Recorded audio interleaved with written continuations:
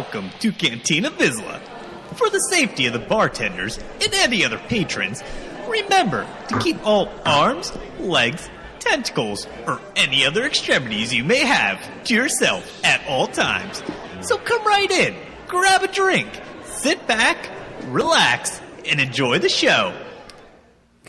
Coming to you from the Panic Room in the crap part of the cantina, I'm Sparrow, and with me, as always, is a man who some say will only take a character to Gear 13 if he's sitting in front of a bonfire.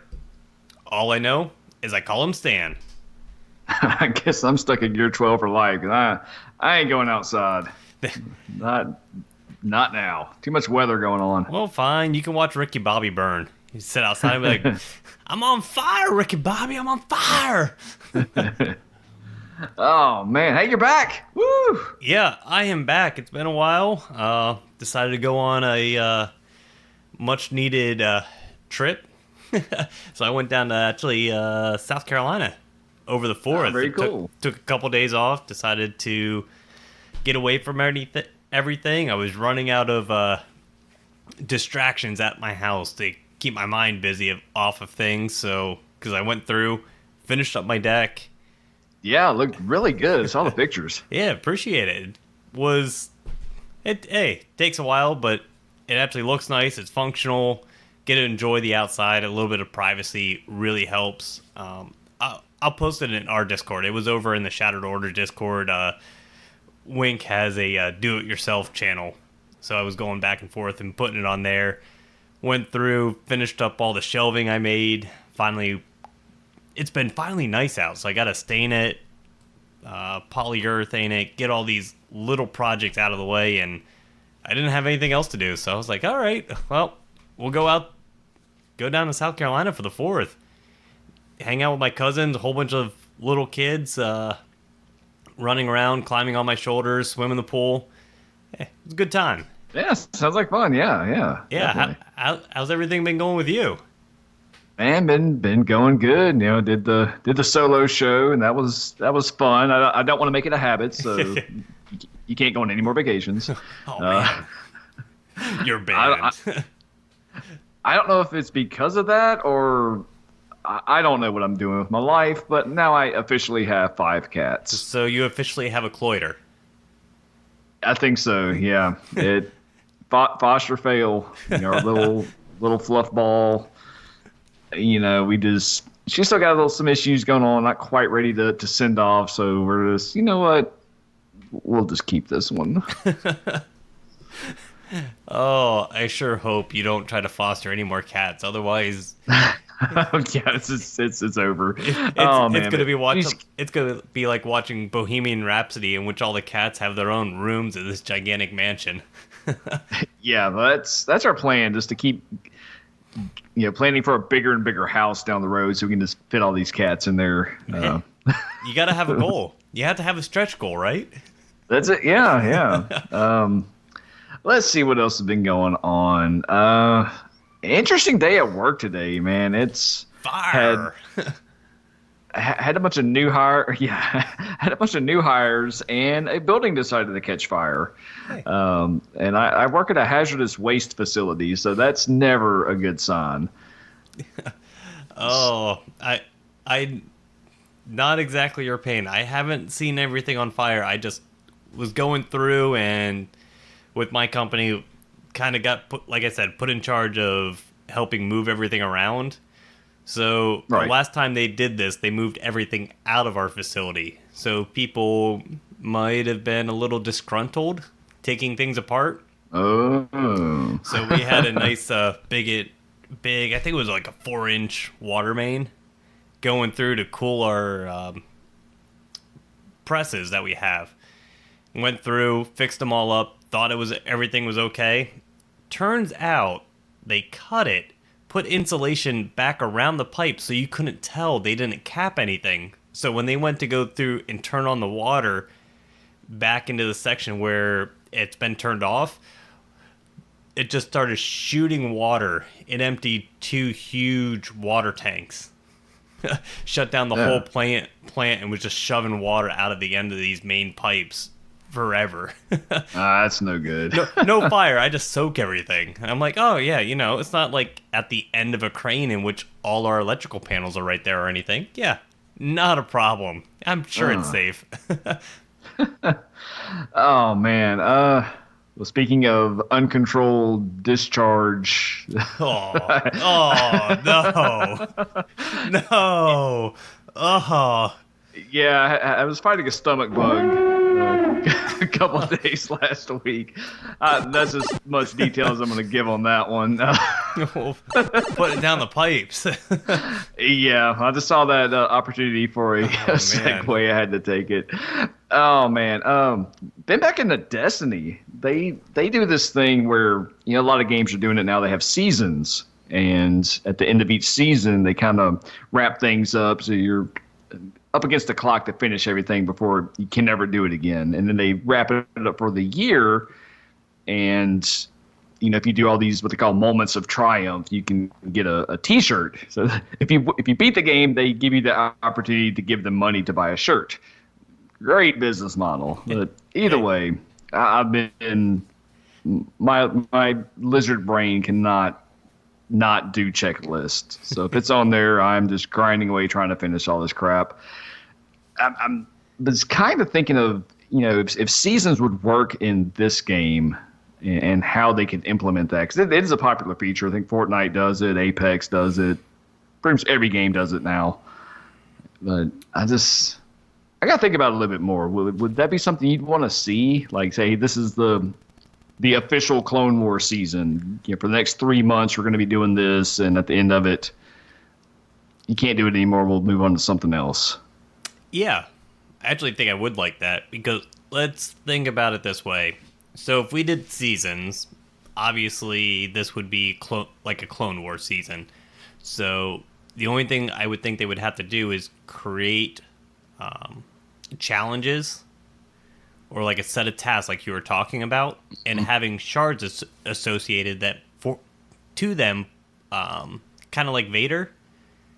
And going through, and if you complete the challenges, then you can get a 7-star character out of it. Yeah, that could be pretty cool. I'd like to see maybe Marquise shift toward that.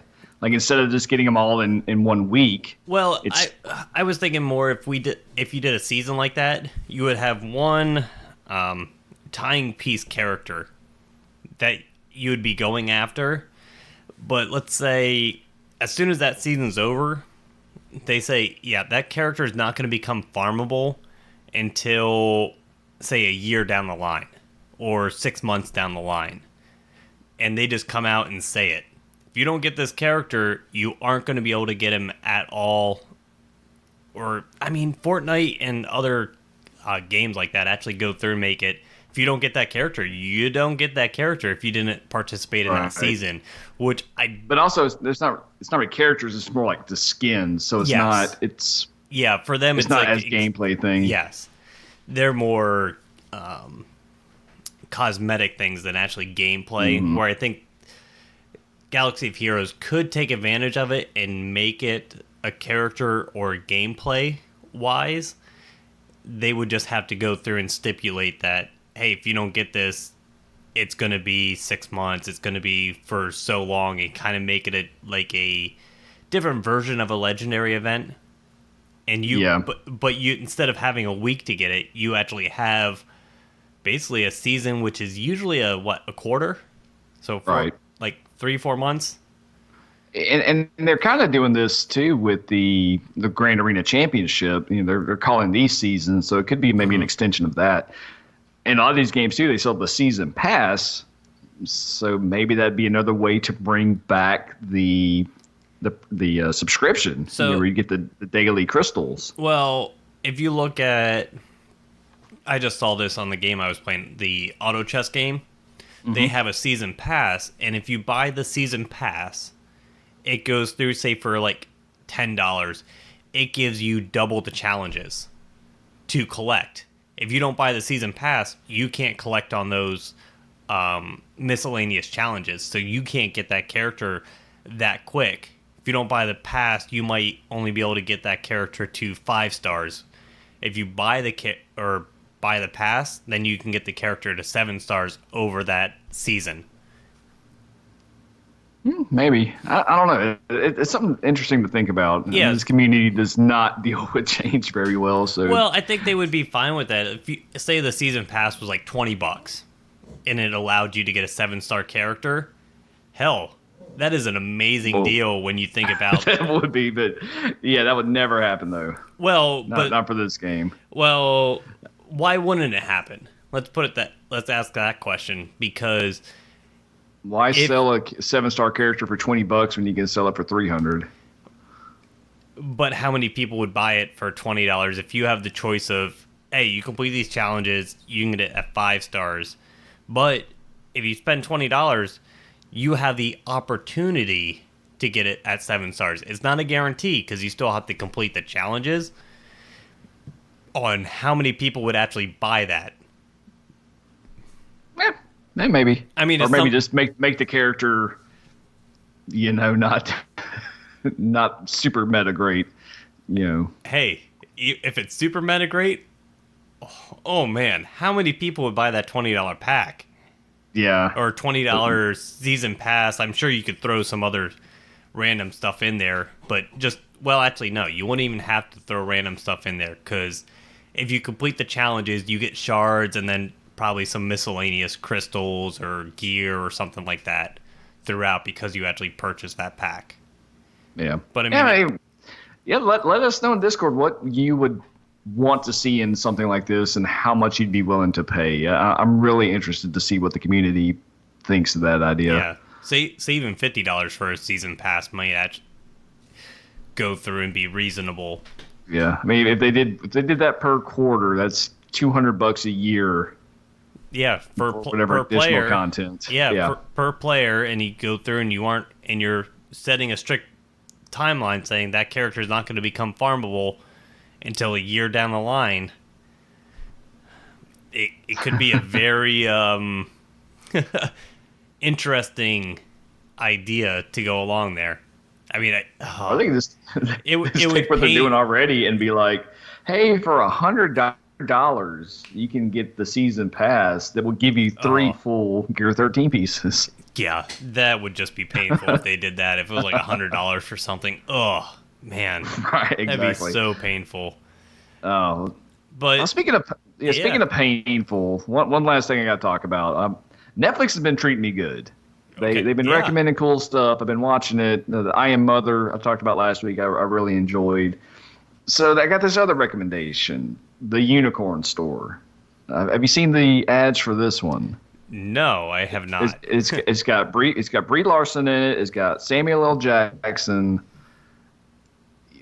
It seemed like a slam dunk. Like, all right, this is gonna be pretty cool.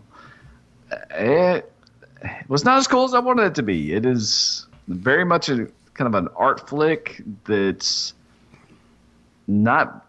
It's a weird thing, man. It's not as whimsy as it should be, and it's not as deep as it should be. Forget all that. Into the Spider-Verse is on Netflix. Oh, yeah, it's an amazing movie. Absolutely amazing. Yeah, go through and watch that. I started to get through Stranger Things season 3. I realized that I did watch everything except the last episode and a half of season 2.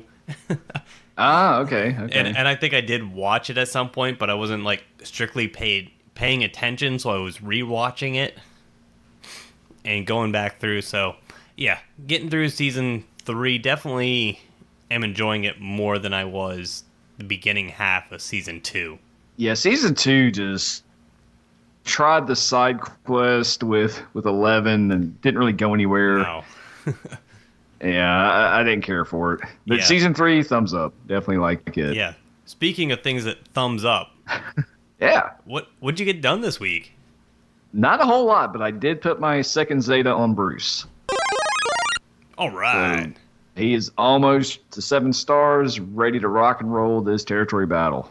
Now, I have a very broad list for being away for a few weeks. Went through, and like I said, I did have a lot of Zeta saved up, So I went on a territory battle fiesta. So Droideka, well, for all intents and purposes, Droideka is at 99 of 100, so Droideka will be 7 stars. Will be Gear 12 as soon as it actually goes to 7 stars. The Zeta got put on Droideka. That's just one character. B1 also got a Zeta. Very nice. I finally unlocked the Emperor's Shuttle. It took me long enough, I know. It took me into that 4.5 million GP bracket, which I don't know what to think about, honestly. I'm neither excited or happy about it because it puts me up into a tougher Grand Arena bracket, but it gives me better awards. I don't know. We'll see how that goes. Count Dooku went up to Gear 12 Oh, yeah. with a Zeta. Oh, very nice. That will come in handy tomorrow. Yes, and Range Trooper got brought to 7 stars. Oh, okay. So, yeah, started completing a lot of characters, mainly pretty much all geared towards Geo TB. That's kind of where my focus is going to be. Strictly Geonosian teams to try to fill out my roster, fill out this. I've been working on Newt. Newt's actually pretty close. He's at Gear 11 right now, so... Oh, I never thought that would happen, but... Right. The only time I thought Newt was going to go up to Gear 12 or Gear 11 was going to be if he finally got a capital ship. And no, I'm just doing it regardless, apparently. He's not bad now. He's not bad. The extortion and everything is very cool. I'm going to have to find a place for him within my teams. But he's going to get Gear 12. Not 100% on the Zeta yet, or Zetas yet. I do have 100 saved up, so I definitely have them. And kind of going from there. You went through and put the Zetas on Bruce. I am, and you're almost 7 stars too. Dang. I'm slow playing Bruce just because I have to gear up my droids. I have to gear up Dooku and Newt and everybody in between. I'm going to concentrate on my Geonosians last. So I feel like I have some time. It's not going to help me having Bruce at 7 stars, but everybody at Gear 7, Gear 8. It does not help me at all, especially for this territory battle map. Yeah, and I think we're really like 2 territory battles away from getting like critical mass, where we'll be getting a significant number of bonus material and lot shards and all that good stuff. Well, that, and even going through the way I was looking at it, it doesn't benefit me. Why waste 3 100 crystal refreshes for Bruce so I can get him to 7 stars quicker, but not have the gear and not use him for weeks at a time, where I could just save those 300 crystals every day and actually buy the gear and get all of my Geonosians geared up quicker and should be close to Gear 12 by the time I actually get Bruce up to 7 stars. Yeah, that's definitely a good strategy to do as well. Yeah, a little bit of ROI as far as crystal management right there is kind of what I was looking at. And then it's not really completion, but I just kind of it showed up in my shard chat. You saw this. So I wish I knew who it was, but they went through SWGOH, looked at, basically skimmed data on mod data, on speed mods, offensive plus 100 mods, 6-dot mods, and kind of started ranking players based on their mod inventory. And I had 3 guys in my arena all show up in the top 20 of this list. So it's all like Team Instinct guys, a couple of the other players that are definitely very much prevalent in the game that they have every character as soon as they come out. They do a lot of work with mods. And I had 3 guys in the top 20 in my arena shard. I'm like, oh, the pain. Right, and yeah, mods are so tough. There's so much RNG with them. Yeah, and it shows up, and one of the guys that's on there went through and he goes, yeah, not to make you feel bad, but I just hit these, and it was a plus 20 like critical damage triangle, and then he had a plus 26 speed something else, and I'm like, or plus 26 speed mod, and I'm like, oh, come on. All right, save some for the rest of us. Yeah, I know. They do spend a lot on mods. I know they do. More power to them. They go through and that's all they farm is mods. They literally go through every day, farm mods, pick what they want, sell off things, crystal refreshes just on mods, does all the slicing material, and they slice up everything, even gray mods to go up if it shows plus 4 or 5 speed to start off with. They'll slice it up to kind of see when it hits. If it doesn't hit speed the first time, they sell it off and carry on. Yeah, I mean, there's a very strong argument to make about focusing on mod farming. You know, if you have a great mod, it's going to stay with you no matter what meta is active, you know, whether characters come and go, you'll still have that great mod that works everywhere. Yes, that is very true. So let's get into some Star Wars news. Yeah, some exciting stuff. Before we get into the game here. Yeah, the San Diego Comic-Con's coming up, and they unveiled a new character from Rise of Skywalker. All right. The Sith Trooper.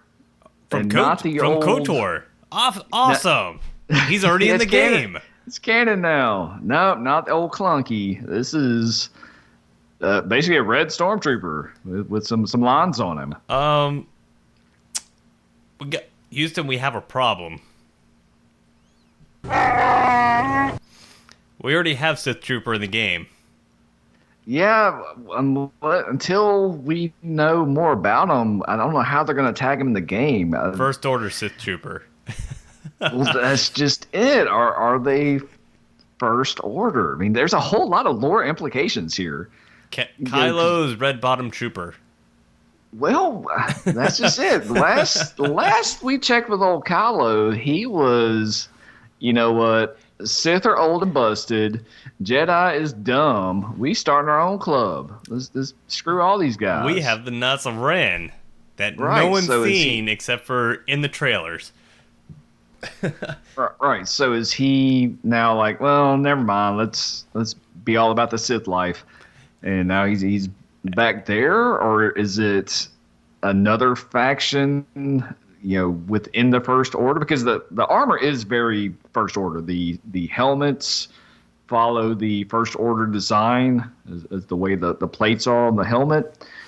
So did Snoke or somebody behind the scenes like still do the Sith philosophy to build this army? So the only thing I'm gonna, looking at this, knowing a little bit about the lore and everything, so Palpatine had the Royal Guard, which dressed in red. Mm-hmm. Snoke had the Praetorian Guard, which dressed in red. This seems like Kylo's guard. Maybe. They all dressed in red. It means they're the Emperor's guard or whoever's the ruler at the time's guard.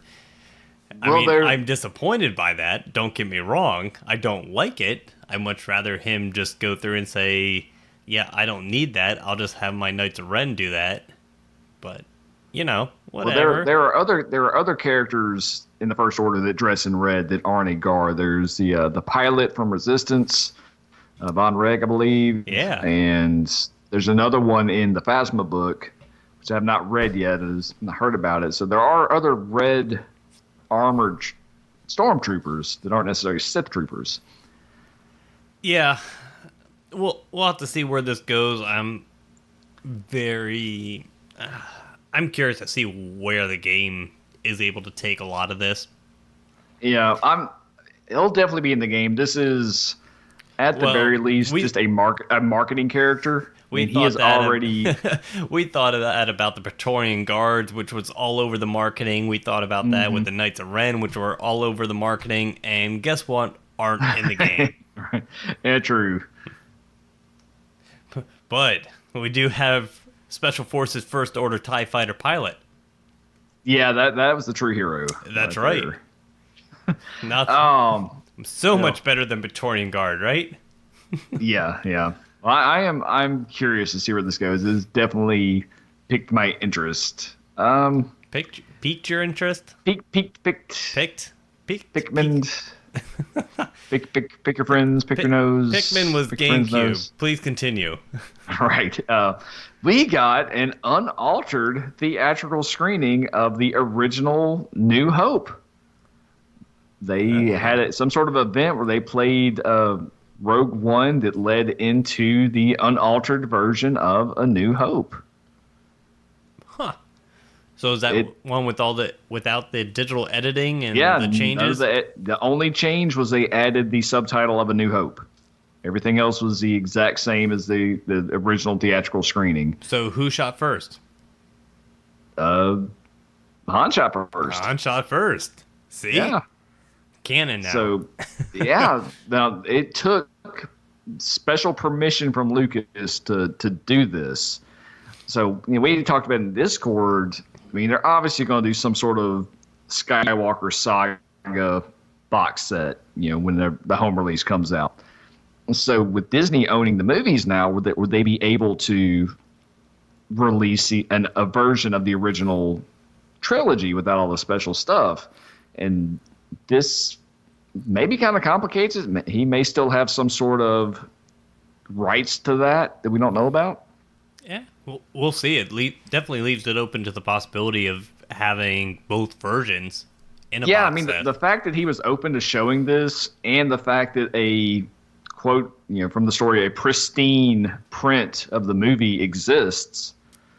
It's definitely remastered. Let's put it that way.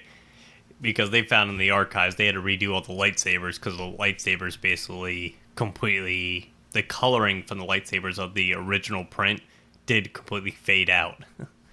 Well, maybe they were faded. I don't know. I wasn't there. They didn't send my invite, but got lost in the mail or something. Got lost in the mail. What were they thinking? Yeah. It's a damn shame. They were scared of Barry. Right. Well, maybe our passes to Disney World will make it in time for the Rise of the Resistance ride. Ooh, yeah. We got opening dates for that. Disney World will be able to experience that on December 5th, and Disneyland a little bit later in January 17th. So, I'm excited for this ride. I just think it's hilarious. Have you been watching or looking at the news articles about the new Star Wars land in the Disney World and Disneyland and attendance and everything? I've been seeing this stuff about it. Of course, everything's so clickbaity now. It's this thing's a giant flop, or they go through and they go through, and I think it's hilarious because all the reports are, attendance is down. It's not as busy as we thought it would be, and then right below it is merchandise completely sold out of new Star Wars lands. I was like, Disney doesn't care if it's not packed. Everybody's buying all their merchandise and everything. What does it matter if it's packed? You're selling just as much, if not more, than you anticipated. All right, and who wants to go there when it is just jam-packed, shoulder to shoulder? Yes. So it's an ongoing thing. This thing won't be complete until you can go to the resort and be Westworlded away for a whole week and just do nothing but Star Wars stuff. That's when it's going to be amazing. Complete. Yeah. Let's see. Mandalorian season 2 is being written now. All right. Yay! I'm already pissed off about the season 1 cliffhanger. I don't know what it's going to be, but goddamn bastards! The bastards! I'm mad. I got to wait for season 2 already. Hate cliffhangers. And we get a resolution from another cliffhanger pretty soon, July 23rd. Thrawn Treason releases, they just released a new excerpt from the book featuring everybody's favorite character, Eli Vanto, and some other just peeps. Oh, So you can go check the internet and read that if you're into words. Or just listen to it somewhere.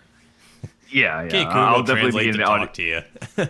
I'm definitely getting the audio book of these. They're so good. All right, so let's get back into the game. Let's get back into the calendar. What's going on this week? All right, this week, and we are recording on July 15th. We are right in the middle of Legend of the Old Republic, so get your revving. Doing a Grand Arena. It's the second of the exhibition matches. Well, let's pause right there. How's your Grand Arena growing? I'm 1-1 right now. Okay. First one didn't place defense, so I got a bunch of random teams. All Some actually right. interesting combinations. Yeah, those characters are hard to beat, even random. If you go through and place the top end of your roster just straight top to bottom, it is very hard to clear. Yeah, it was actually pretty fun. I enjoyed that. My second one came down to one fight, and I lost a character and lost a match by 5 points. But it was, I can't complain. It was a fun match all around. I haven't gone into my third round yet. Got to do a little more research on that. But yeah, we've got territory battles going on. We're starting phase 1 of our second Geonosian territory battle. Do you have the lube ready? We got 3 days. Do you have the lube ready? We're getting there. It's about to get rough. Hoping to get another star out of this one. I think we did well last one. Hoping to improve. Got a credit heist tomorrow. That'll be nice. Get another 5 million. Yeah, to go on top of my 50 million. I mean, Yeah. first world SWGOH problems. I don't need crystals, believe it or not. Or not crystals, but credits. Jeez. Credits, I right. always need Yeah. crystals. Man, I just remember the credit crunch back in the day. Oof, painful. We got Pieces and Plans coming up. Ray's Hero's Journey, all starting on the 18th. Galactic Bounties 2, finally coming back on the 19th. Get your nest shards. Get my Holdo shards. Yeah, get whatever shards no. you need. My cat is excited about it. That is not what everybody else is going after? What? Why aren't you going after Holdo? That's obviously the character you want to battle. That is it. And we got Luke Skywalker's journey coming up, Daring Droid. They're really cramming everything in. No, they aren't cramming everything in. They're not cramming one very specific thing in, which I was about to get to. Malik, where are you? Not gonna happen this month. From what you were going on there and how jam-packed that calendar is, it ain't happening for another probably 3-4 weeks at least. Man, yeah, it's looking that way. That's hopefully before the next. I told you he ain't showing up until we get some characters that are gonna shake up the meta. Yeah, maybe. I really thought we'd probably get it this month, but I think we guess might not. go through, if we do get him. I would expect a character that's going to counter Malik within 2 to 3 weeks. As soon as he shows up, people will have Yes, that's just it. I don't 2 to 3 weeks, and then there'll be a new character that's going to change up the meta. Man, that's just it. I don't know what could bring a character of that caliber to the game, other than just a random, legendary event, just out of the blue. Because territory battle seems to be self-contained. We're getting territory battle characters to play territory battles. It doesn't seem like it's going to impact the meta, light side or dark side, other than ship meta, of course. Yeah, I don't know. We need something though. I know a lot of people have, but I'm reaching the end of my patience with the Revan metas. Oh yeah, They aren't fun. It's straight up. They aren't fun. Great. The fact that it's so mod dependent is what kills it for me. Well, I mean, it wasn't even that. With Jedi Knight Revan, it was just the battles were so drawn out. It wasn't that it was mod dependent. It was that pretty much all the battles took about 4 to 4.5 minutes, if you're lucky. Now you're going into a Darth Revan meta in which it's very reliant on mods. Who has the quicker mods? Who's able to do this? Who's able to do that with their mods? It's not any lineup specific. It's not that, oh, you have the added advantage of this gear level. No, it's strictly down to mods, which isn't fun. I go up against teams and I know I don't have a chance. I attack them and I do 1 or 2 moves and they go and they clear out a character or two and I'm like, well, that's it for me. It's over. Right. It was strictly mods that did it. So, yeah, I'm ready for something new. I do like the more of a balance that we were starting to see with Jedi Knight Revan towards the end when Darth Revan first came in. You had Darth Revan, Jedi Knight Revan. Who else was up there? There were a few other teams that were able to possibly get in there and actually win. Yeah, Traya could still do some more. Oh, yeah. Yeah, that's right. Traya was able to go through, stack with defense, be able to beat Jedi Knight Revan, but not Darth Revan. Yeah. So, well, that being said, I do see Traya on my arena shards still, and Grievous every once in a while. It just doesn't hold on defense. On defense. I mean, I know some people are starting to get Padme, and you have to go through and mod Padme very specifically to be able to counter these teams. But overall, and even then, against a Gear 13 Malik, she kind of lost some of her luster. Yeah. So I mean, overall, it's just I don't know, not the most exciting part in Squad Arena. Then you go through and look at Fleet Arena, and whew, talk about stale. Yeah, and when we're still 2.5 months at least from that being shaken up. if we're lucky. Yeah. Even though there have been more people that experimenting with some of the Galactic Republic ships. Well, kind of preparing them for Negotiator and having some luck with. Yeah, let's go through and talk about that, because there was a 7-star Negotiator that was out in the wild. Yes. Because, customer service knows exactly what they're doing, and they pay attention to the game and know exactly the value of what the gaming system is. So that is a blessing and a curse. Yeah. I was reading some of the comments on that thread, and somebody put in a ticket and you're asking about something, and they were basically customer service is like, there you go, here's a 7-star Negotiator. Yeah, they were for complaining. You and your alt. Yeah, they were complaining about the rollout, so they gave a 7-star Negotiator out, and apparently this player had like a month and a half. It's been a while. They had the Negotiator for a while, and they went through and they're like, somehow they were in a chat with Warrior and McMole, along with some of the devs. And Warrior and McMole, their first questions to this player was, "How is the ship? It's amazing, right?" And even the devs asked, and the player was like, it was okay. I mean, it wasn't anything special."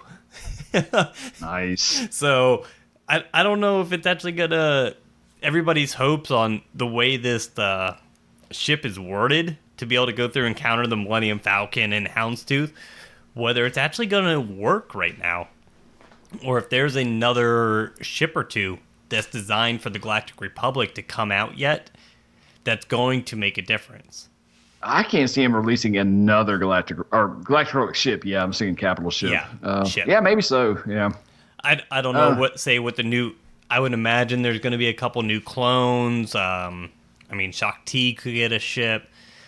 There's ways for them to go through and add ships to make a little bit more variety. But yeah, so from what was said about even having a 7-star Negotiator, they weren't impressed. And that was at 7 stars. That everybody else is going to be unlocking this ship at 5 stars. So if a 7-star ship wasn't impressive, I don't see us using a 5-star ship.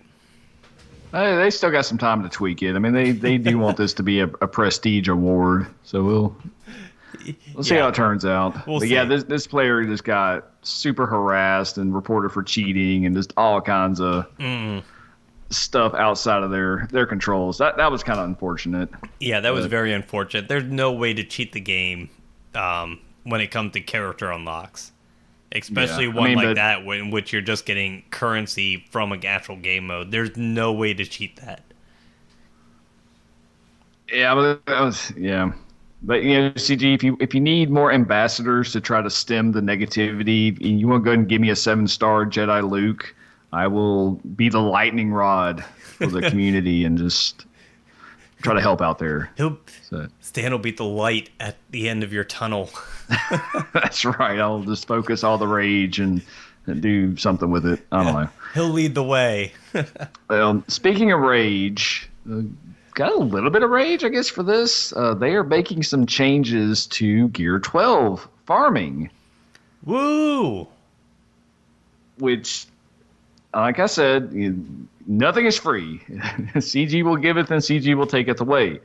So on one hand, we are getting Gear 12 Plus pieces. And when they say Gear 12 Plus, they mean the two right side gear Yeah. pieces. All right. So they are being added to the fleet arena. All right. Even Awesome. Amazing. Now, the downside is they are Amazing. taking away the only thing I farmed on the fleet table, which was the stun gun. Oh, speaking of stun guns too, I wanted to ask you because I saw this, I got excited. They talk about Gear 12 finishers, all these pieces making it easier to get there, and the only bottleneck I've had for pretty much the whole time gearing these droids. So Droidica needs two, B1 needs another one, my IG-100 needs one, my Newt needs two. It's just stun guns. Plain and Yeah, simple. it's I need stun guns. And farming these since the last update, I have not seen stun guns in the guild store at all. I've seen stun cuffs, I've seen carbantes, I've seen the Mark III shower drains, but no stun guns. Can't purchase them. The only time I see stun guns now are the guild event store and shard shop currency. And shard shop currency does not show it very often, at least for me recently, which that might just be RNG, but have not seen any stun guns in the guild store in forever. I don't see it often, but I think I have. I haven't been paying that much attention, but I mean, I always buy it when it's in there. Like, before the update, I mean, I saw them all the time. I had 250 stun guns saved up because I was buying them from the guild store, and now I have nothing. I haven't seen them since the last update. I don't know if it's just terrible RNG. I'm hoping that pointing it out there into the universe, Yeah, well, it's we'll gonna see. go through and give me a big middle finger and start showing up all the time, and I'll be like, you know what? You guys are jerks. Might be. The confirmation bias is such a weird thing. We've been talking about Shard Shop, and we haven't had any of the Ally Point packs in the weekly shipments for like 3 weeks now. Those rat bastards. So a lot of us have been buying a whole lot more just Bronzium packs just to spend the stuff and seeing a whole lot of 25 shard drops and a few 80 shard drops. It seems to be a lot more than usual, and it could just be just a side effect of actually buying a lot of these things. I don't want to talk about those. I'm still very bitter of having the RR at like 90 shards and pulling Right. an 80. It's like, really? Don't pull a single Bronzium of them, and then all of a sudden, 80 shards, but I don't need it. Exactly. But let's go back to this gear change. There's actually some good stuff here. So, Shard Shop changes. They added Gear 12 Plus to the Shard Shop at 90 Shard Store tokens per salvage. But they have reduced the Shard Store tokens of the old Gear 12, which is the left side pieces. They've cut that price in half from 90 to 45 per salvage and increased the quantity of old Gear 12 salvage in the Shard Shop. So, I know a lot of us get a lot of gear from Shard Shop. I am excited about this change. This is going to help out a lot. Crystal cost, they are cutting the crystal cost in half for the old Gear 12 salvage pieces. So it used to be 60 per, now it's 30. For the Gear 12 prototypes, it used to be 1,200 crystals, now it's 600, and the 1,800 ones go down to 900. And the full Gear 12 piece went from 4,200 down to 2,100. So that's pretty good. The Gear 12 Plus crystal cost went from 60 to 35 or 30. The full piece, or the full Gear 12 Plus prototype, went from 3,000 to 1,750. So little over half. Yeah. And Gear 12 Plus is now in shipments. So that's good. Yeah. Happy with these. Now the ship energy. Oh, this is another good change. The ship energy now follows the refresh rate and crystal costs of regular energy. So now you're going to get some of those 50 crystal refresh rates on your ship energy. Oh, all right, cool. So that's good. However, they did say part of this is that we also normalized drop rates values from normal nodes to account for the cheaper energy cost. So they're probably going to drop to that 33% or 20%, whatever. Yes, that's fine because I look at it and am glad for that because that's going to allow me to actually farm both the ships that I need and B1 battle droid quicker. Right. When they do that by actually going through and getting that energy and everything set at that price and refresh. All right, and let's see. So they're adding Gear 12 Plus salvage to some normal fleet battle modes, but to do that, they are removing the stun gun salvage, the Mark 8 biotech implant component, the Mark 5 med pack, the Mark 3 stun cuff, and the Mark 3 Carbonti are being removed from normal fleet battles. So I just had the realization when you were saying about that. That is a huge advantage for newer players. With that crystal refresh and actually the energy gain normalized. Because isn't Enfys Nest, isn't Houndstooth, and some of the characters that are on those fleet nodes, hard nodes, are very important. And having that cheaper refresh and cheaper energy is going to allow them to farm those characters a lot quicker than what we did originally, in which you're barely going through. You can basically do, if it's a 20 energy node, you get, I think it's like every other day, you can do a full refresh without actually buying extra energy. So going through and being able to do that every day because you have enough currency, or energy, I should say, plus farming the Gear 12, that is a huge advantage for newer players. Right. Yeah, and they said they wanted to distinguish between where you use your energy for farming. They want ship energy to be used for Gear 12 Plus and normal energy used for everything non-Gear Plus. So, I mean, that's fair. Give me some more stun guns then, please. The Gear 12 finishers are not an issue, really. Stun guns are. And they did say this will be a temporary change. They want to see how it impacts Gear 12 completion. So they'll be looking at the data and see which of these changes they keep, what they adjust. Are you telling me I need to change my strategy and kind of hold off on Gear 13 by doing this? That I probably should just go very hard farming, going after the Gear 13, at least the pieces, before they change this back and make it more difficult. Yeah, you definitely want to get your Gear 13 roster built out, because it's almost like having a whole new roster at Gear 13. Yeah. And we'll talk about that here in a little bit, but I guess we can talk about it now. How has, I talked about it on my solo show. How has Gear 13 kind of impacted your experience with the game? I don't even really know, honestly. Yeah, my arena is a little bit more difficult, but like we talked about a few weeks ago, where I'm sitting in the game, and as we just discussed a little bit earlier, with just being tired of the Revan meta, I'm able to do a battle or two and get top 20 for consistently. It's a little bit more difficult right now, depending on what teams are sitting in that 17 to 20 range. But not it hasn't really impacted me majorly, other than watching me at the very end of Geo TB basically bend over and take it, because I don't have any characters up to Gear 13 at all, and it is very rough at that end of the game. But that's the only spot I'm really seeing the big impact of the Gear 13 currently.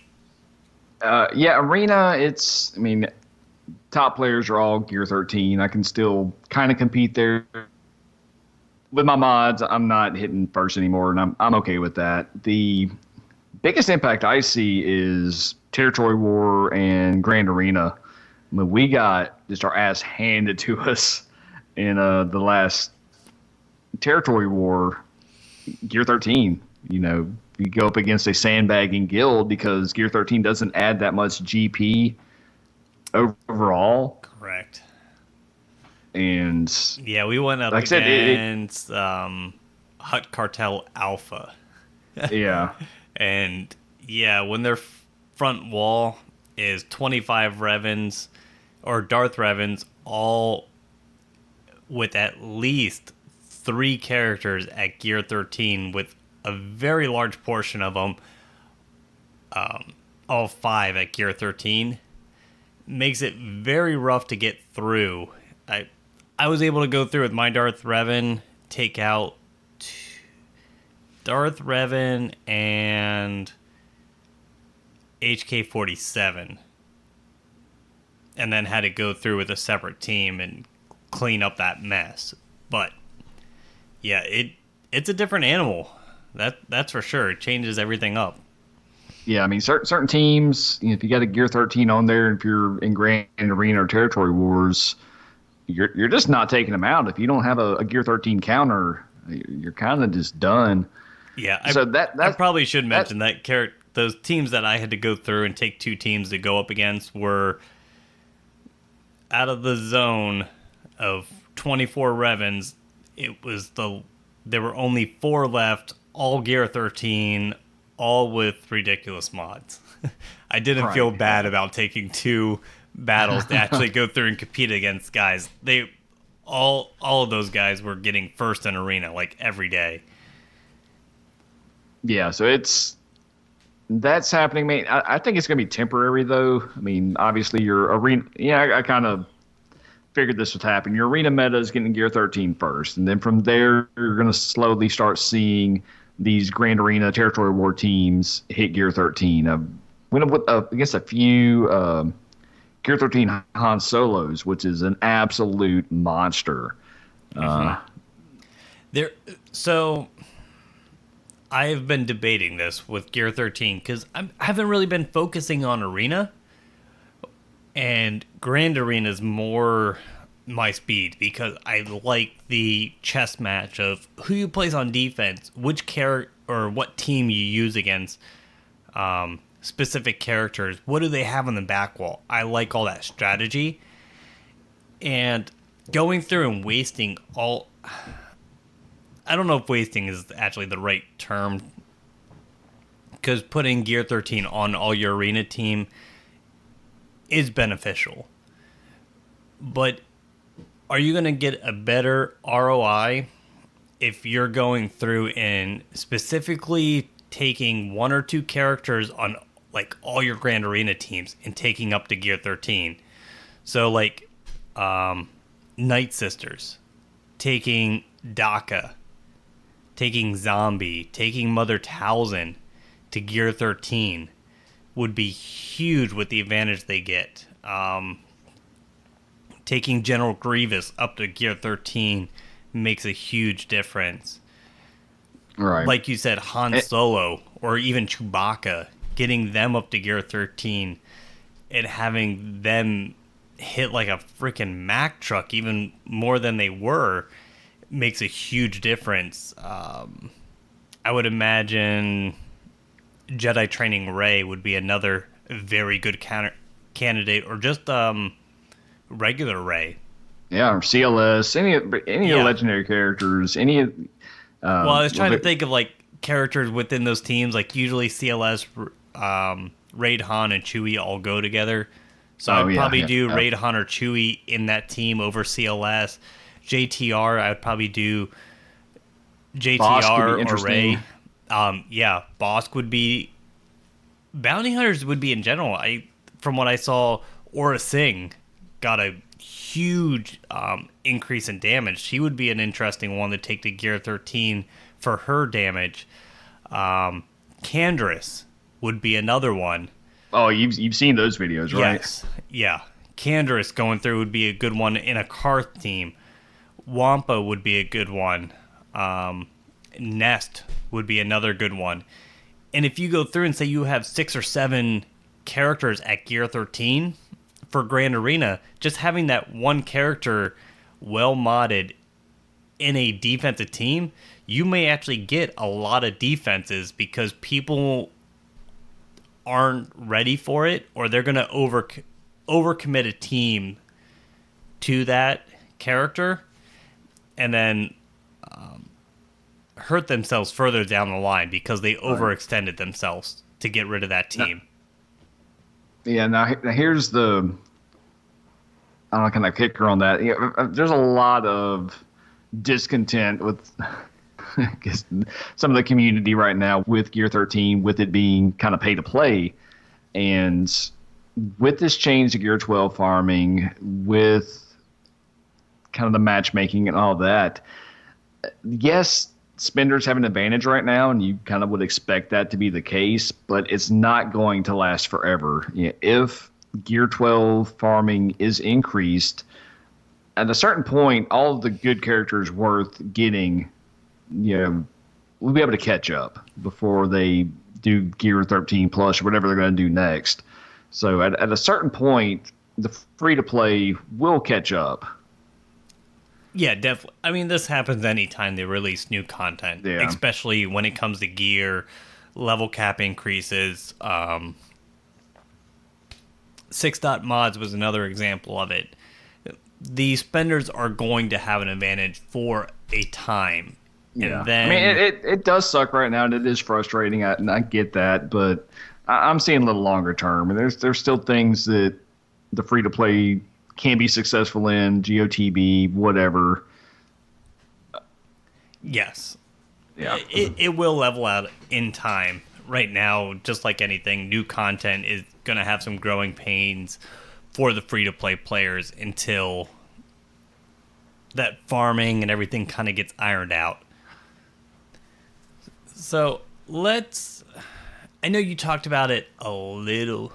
Well, not a little bit. You talked about it quite a bit with Geonosian territory battles.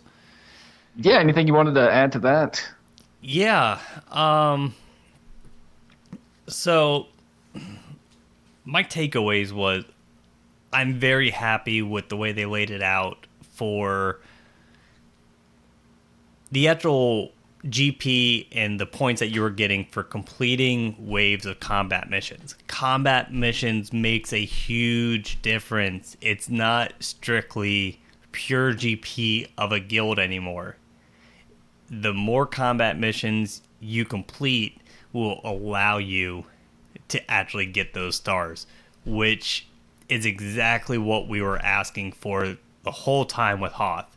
And that was my huge issue with Hoth, is the combat missions did not give you a high enough score to make a difference to get star levels. The pure GP of the guild did, and I like that difference. Now, Yeah. It seems like maybe the outlook for new characters may be a little slower than it was with Haas, so there won't be as much natural GP growth over time, which is why they made it that way. But yeah, I'm with you. I like it this way. I like the balance. I understand where you're coming from with that. I still don't like that reasoning behind it, because all it did was incentivize guild mashups to go through and try to put the elite of the elite into a guild, which I don't like. I like having that bigger spread and having guilds be able to strictly focus. If they want to do, not really worried about territory wars, but focus on territory battles, go after those teams, complete those combat missions, and it's going to help you along. Now, speaking of those combat missions, whew, they are rough. And I was going through and kind of trying to figure out how many teams do I actually need to be able to complete everything. And I started going through. I'm like, all right, definitely need the Geos. All 5, definitely going to need them zeted out. Definitely going to need them at the very least. Gear 12, still kind of with their mission, especially the Accolade mission, Gear 12 just isn't enough. It isn't enough to get through that mission. So you would think, oh, it just means they need to go to Gear 13. I'm hesitant to say that because of the possibility of a rework or a retune of that faction for the rest of the characters. It's not a possibility. It is happening. Geonosian rework is coming. What that entails yet, we don't know. Yeah. But it's something they've confirmed will be reworked. Okay. Yeah. So that's why I kind of think these first 2 runs are a little artificially hard to maybe encourage people to gear up more than they would otherwise, and to give a sense of progression. We'll hit the rework. It'll give guilds another star or 2, and they'll feel great about themselves, and that's great. Yeah, so the Geos, I'm aiming for Gear 12, and then I'm going to see how they pan out after that. Definitely need a General Grievous team. So that full droid team to get Padme. Pretty much Gear 12, zeted out, everything. Including IG-100. Is a must because the way the special missions are split up and divided, you can get away with some of it, but at one point you're going to need IG-100 in there. So there's 2 teams. And then with special missions, they require Dooku. Dooku's definitely going to need a Zeta, definitely going to pretty much have to be at Gear 12. Yeah, for his duo mission with Asajj. You got to have that Zeta. Yep. So, I mean, there's 11 characters right there. You definitely need Newt Gunray.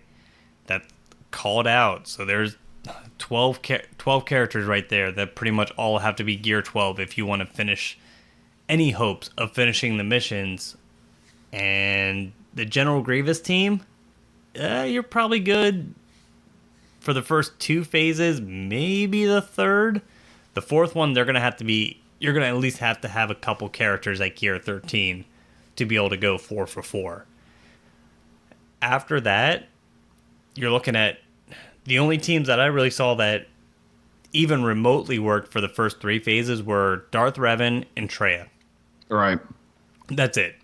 So, I mean, there's 2 teams, but there's another 2 missions that you had to complete on top of having the Geos, on top of having General Grievous, and then Darth Revan and Traya. You need 2 other teams. And now, I've heard First Order works better than I initially gave him credit for. I did hear that also, but the caveat was they're all Gear 12 maxed. Yeah.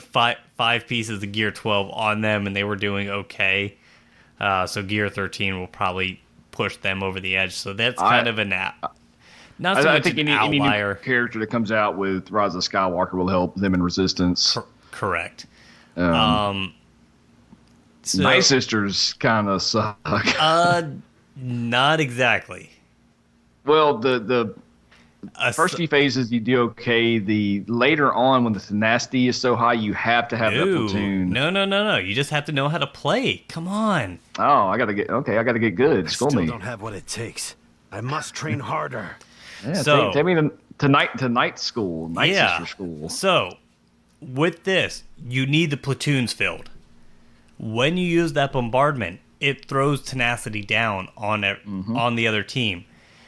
I don't think you can do this with Asajj, but if you have Mother Talzin lead, you go through, put tenacity down, and then hit them with plague. They only have health equalization. They do not have healing. So plague will take them out.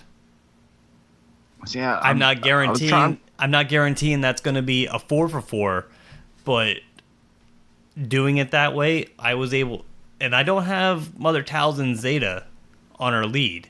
I was able to get 3 for 4 with my Night Sisters because of that. I got 3 for 4 in phase 1 too. And then I ran. No, not phase 1. Phase 1 and phase 2, I was able to get 4 for 4. Phase 3, I was able to get 3 for 4.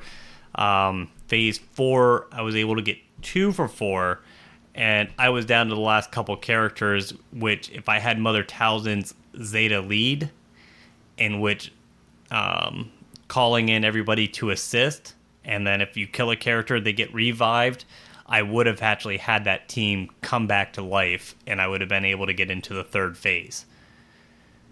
So it's going to take a lot more strategy to do that, but I think Night Sister team would still be able to work, especially after hearing the good results for Gear 13, for Mother Talzin, for Daka, for Night Sister Acolyte was actually another one that seemed very good to take up to Gear 13 because of the damage. I think that team will work. I'm not saying it's going to be great. It's going to have some growing pains, and it might have to be at Gear 13 to do it work, but Night Sisters will work. Bounty Hunters, on the other hand, I could not get that team to work. Went through, heard, just put Wampa in there. That'll help out. Nope, couldn't get it to work. I got 3 or 4 with them. In which phase? 3? Phase 1. Let's see, what did I use?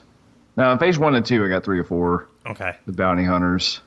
Yeah, I mean, I was able to get 3 or 4, but everybody else, all the other teams, I was able to get 4 or 4. So my Bounty Hunter team was my lowest end team for that. So I'm not sure about that team currently, so it's like I kind of need another team. Dark side team, and I think this one we'll see a little more theory crafting, and we've got more Empire characters will probably come with Mandalorian. I mean, help is on the way. It's going to be a while, though. And I think the Bounty Hunter team does have the potential to work. I have a feeling the leadership is going to have to be different. Right now, I'm basically just using the old school Bounty Hunters, so I think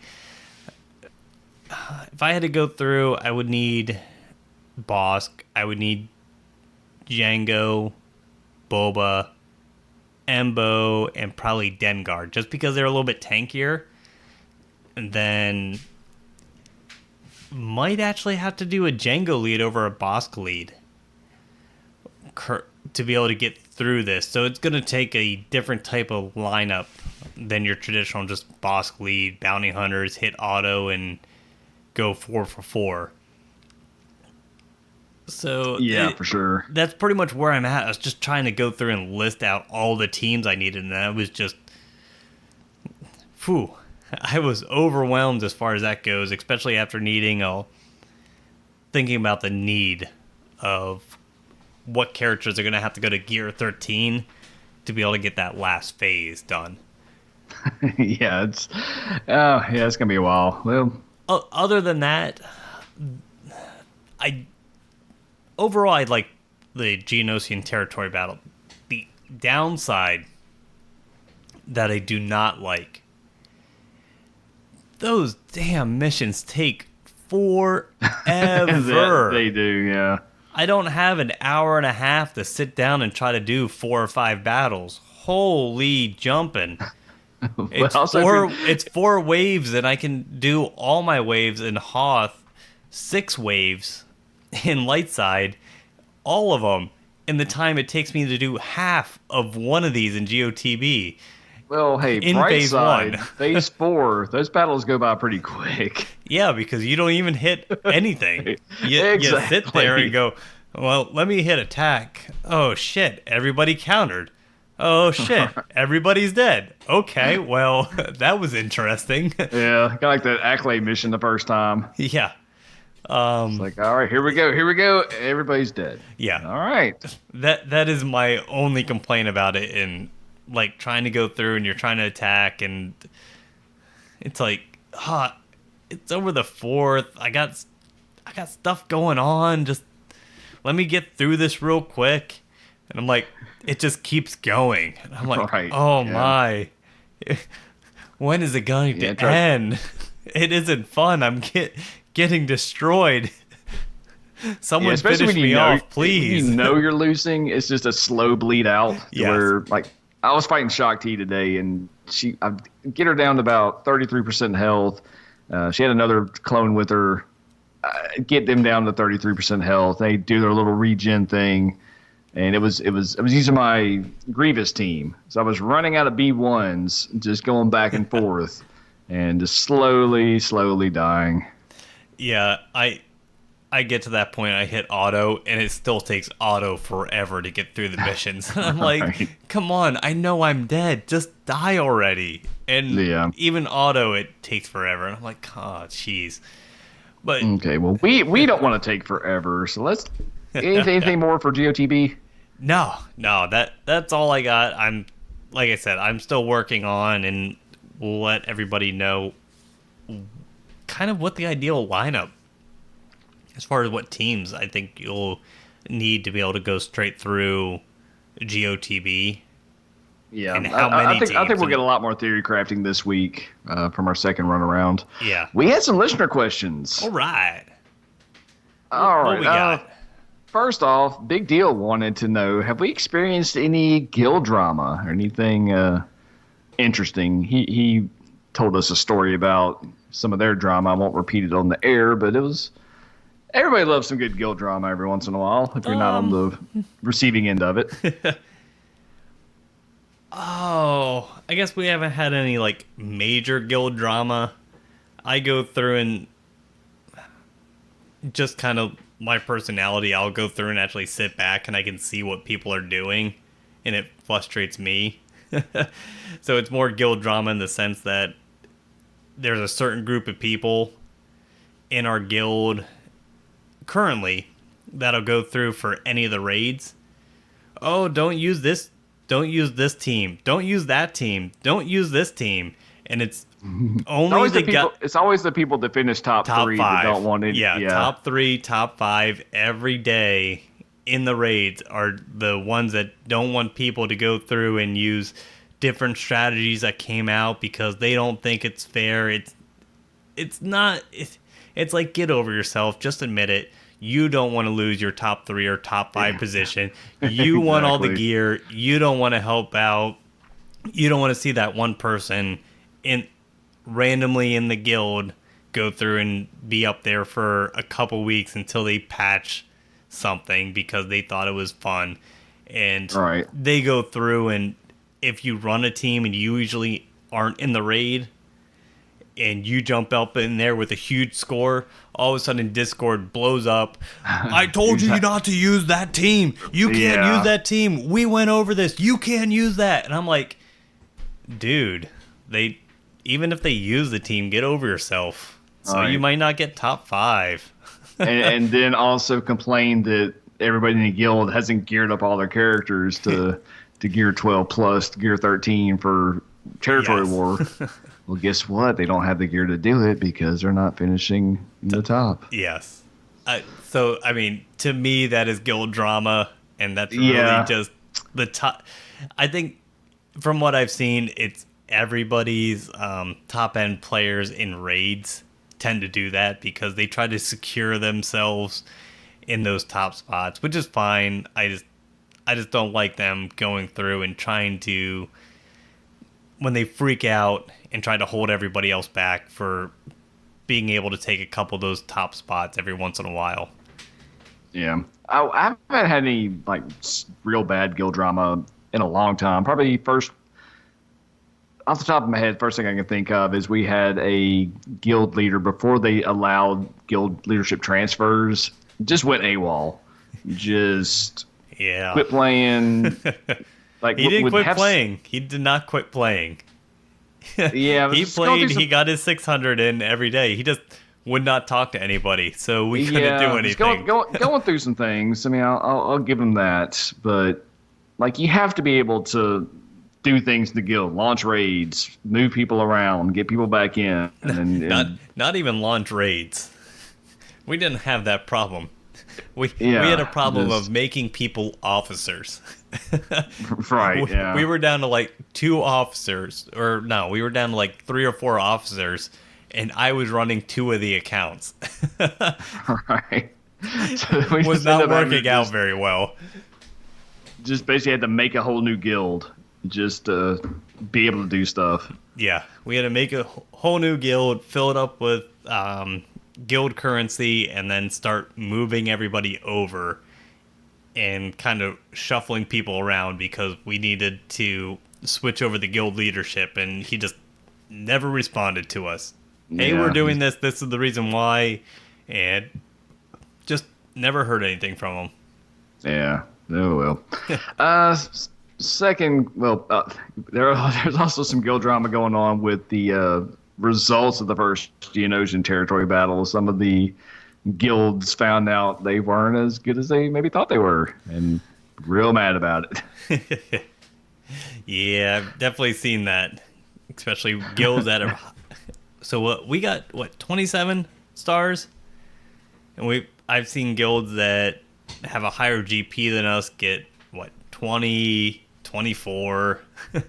Now we got 26 stars. 26, okay. But we definitely can get 27, 28 this time around. Yeah, and I've seen guilds with higher GP than ours go through and get 24, 20. So Right. it makes a big difference on having the organization and discipline of the guild to not over deploy, wait for everybody to get their combat missions so you don't waste any GP. Yeah, and it was a conscious decision to farm toward Geo TB. I mean, we're getting our ass beat territory war. We're not focused on it because we're not expecting our players to spin like that or be able to farm for both. So we had to make a decision. We went with Geo TB, and Yeah. I think it's going to pay off. Yep, I completely agree. That kind of brings us into question from Apocalypse, recent Mandalorian poster winner. Hope it made it to you in one piece. He wants to know what kind of cutoff should they go off of to run Geo over Hoth? Like they said they're getting 9 stars at this point. So should they continue focusing on that or go back to Hoth for the increase in the guild event tokens?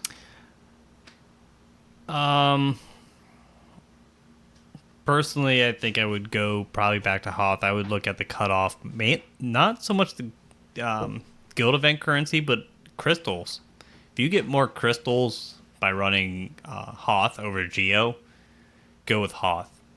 If you don't have Malik or you have your guild needing that extra guild event tokens, Mark 1, to be able to get Malik up to 7 stars, go with Hoth. That guild event token part 2 isn't going to help you at that point. Malik is way more important than any of that gear in the Geonosian territory battle right now, especially if you're just at 9 stars. Yeah, I can see that. 9, it's yeah, maybe kind of a challenge, but anything more than that, I'd say keep running Geo. I honestly don't remember what the crystal payout is and what the guild of currencies are at that point.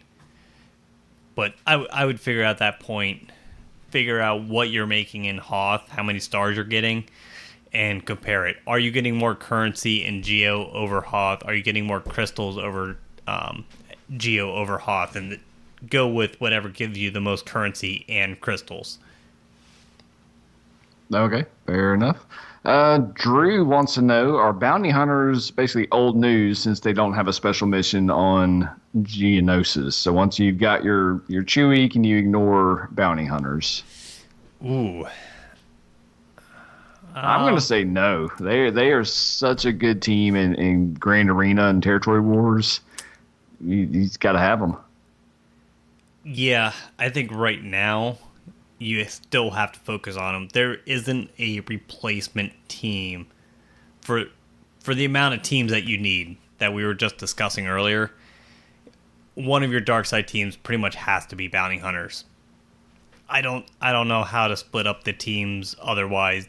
Imperial troopers definitely don't work in this new territory battle. You might have to go through and farm a different set of bounty hunters than what you used to get Chewie, but I still think you're going to need bounty hunters. Yeah, I agree. You need them. They're awesome.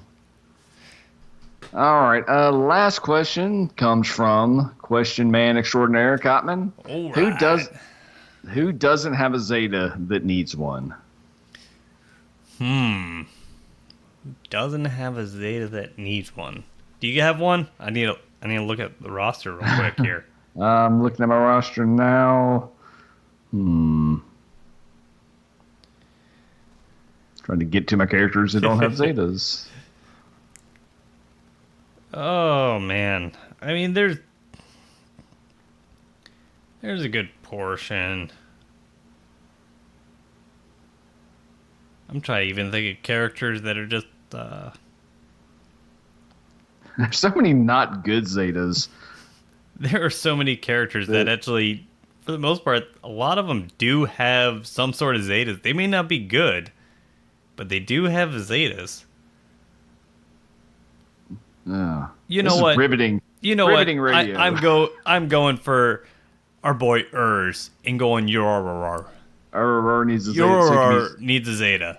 So it can be Zerber. That way he can take that gaffy stick and really bash people. There you go.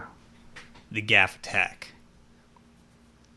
Oh man, I'm just gonna fail at this question. I can't. Yeah. I don't know. Mace Windu. How about first order execution? Does Mace Windu have a Zeta? I don't even know. He is so bad. Mace Windu would be another one. He needs a rework and a Zeta. Let's put it that way. Okay, yeah, that's a good answer. Mace Windu. Good answer. It's like Family Feud. That's it. All right, so that wraps up questions. If you have a question you'd like to ask us, head on over to our Discord. We have a question channel set up for you, free of charge. All you can eat, free refills, the works. All right. Yeah, nothing too spectacular with the Marquee watch. We just have Shock T on there, really. I think Shock T may hit this week. Oh, I think yeah. When we get the update that brings these Gear 12 farming changes, I think we're going to see Shock T hit shipments. Oh, very nice. One step closer to farming free-to-play. Yep. Yeah, that's it. Maybe we'll see another Marquee. Who knows? Calendar doesn't look very empty for one, so I'd be surprised. But we'll see how it goes. Oh. It seems more likely we're just going to get a rework of the Geonosians, and next month we'll be looking at possibly getting a new Marquee character. I would not be mad if they found another just generic Geonosian or Separatist to throw out there just to fill out some teams. Oh, that would hurt. That would make people so butthurt, especially the Geonosian after everybody's taken them up to Gear 12. Right. Hey, now you took all your Geonosians up to Gear 12. Have this new one, and it's gonna be kind of needed to fill out that team to beat the Acklay. Yeah. Well, we still need some characters to fill out teams. If we use all of the Geonosians, all the droids, we got Tuskens. Dooku and Tuskens. Newt just out there hanging out. You know, Tuskens. Maybe. Anyway, Jawas are ready for a rework, right? Yeah. Oh, man. Speaking of Jawas, who you bumping and grinding on? Not my Jawas. Oh, man. I am just trying to... That has to be the secret team for Geo TB. The Jawas obviously are the answer to all your Everything. That is the answer to some sort of question. Not sure what. I am just grinding out the Gear 13 or Gear 12 finisher salvage. I've got a few ready to go. I just don't have the raid gear anymore, and that kind of sucks. Oh, yeah. Gotta love that part. Lovely raid gear. Yeah, and I'm still farming Bruce. I'm almost done, 77 of 100. So the next day or two, I should have him finished out, ready to rock and roll in these special missions. I'll let everybody know how it goes. Yeah, very nice. I'm doing a little bit going through. Obviously, Droideka gearing up, which Droideka, like I said, should be done pretty much tomorrow, considering I have all the gear and everything things set aside for Droideka as soon as I get that one final shard. Then moving over so 3 days from now. Pretty much. I've been at 95 of 100 for the last 4 days. And the last 4 days, I have doubled up the node and got 0 shards the first 5 attempts every day.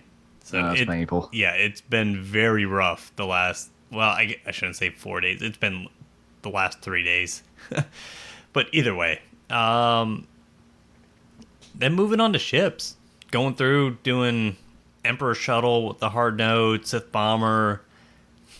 Actually working on Rey's Millennium Falcon. Because I didn't have that at 7 stars. So using a little bit of the energy to try to get that ship finished up. And like I said, Bruce was just slow rolling.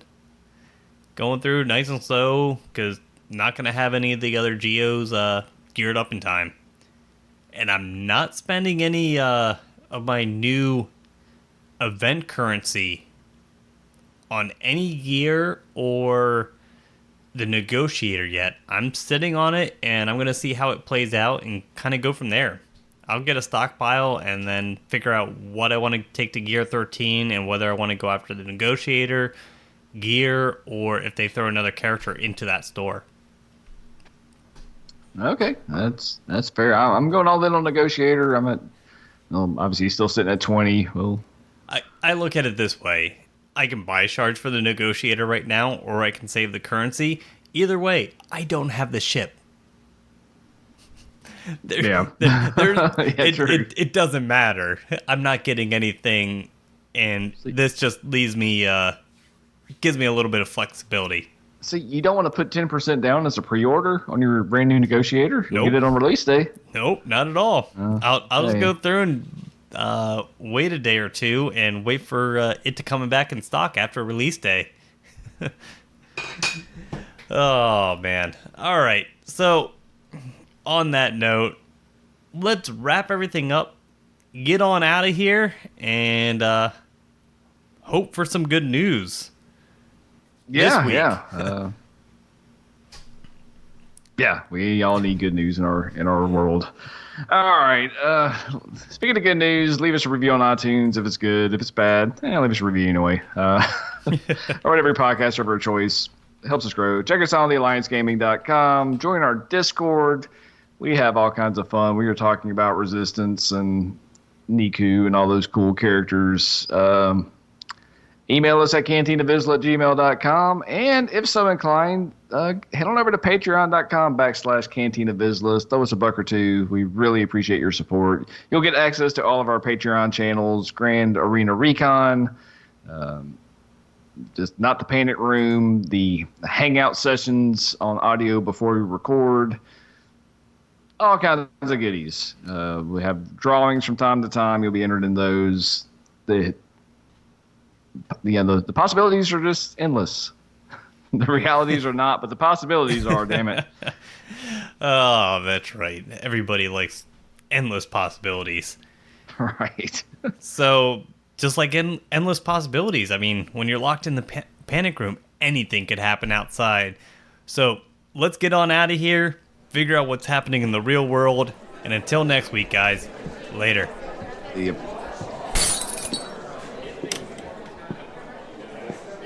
As you are exiting the cantina, we would like to say thanks for stopping by. and we hope to see you out on the hollow table soon.